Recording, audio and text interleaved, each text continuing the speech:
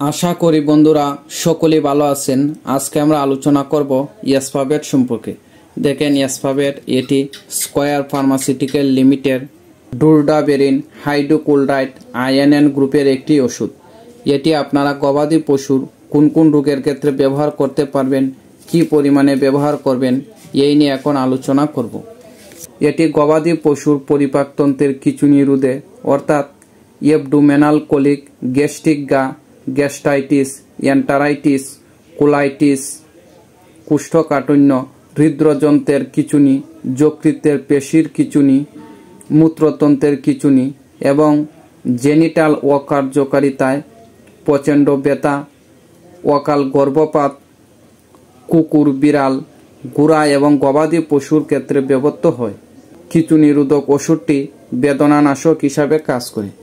বিশেষ করে ইয়াসপাভেট গবাদি পশুর অর্থাৎ গরু, মহিষ, ছাগল, ভেড়ার যে কোনো ধরনের পেটে ব্যথা ও ব্যথানাশক হিসাবে এই ইয়াসপাভেট ব্যবহার করতে পারবেন।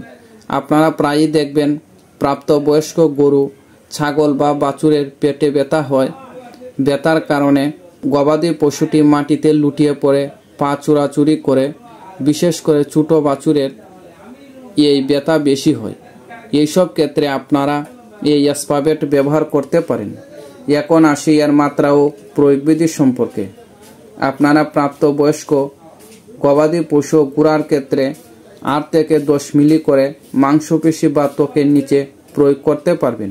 তীব্র ব্যথায় 8 মিলি ওষুধ শিরায় ধীর গতিতে দেওয়া যেতে পারে।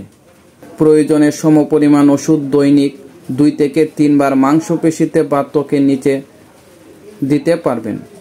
এছাড়া ছোট বাছুর বা ছাগল, ভেড়ার ক্ষেত্রে আপনারা 3 থেকে 5 মিলি ওষুধ প্রয়োগ করতে পারবেন। এছাড়াও আপনারা একজন রেজিস্টার্ড ভেটেরিনারিয়ানের পরামর্শ অনুযায়ী এই ইয়াসপাভেট ব্যবহার করবেন, তাহলে সবচেয়ে ভালো হয়।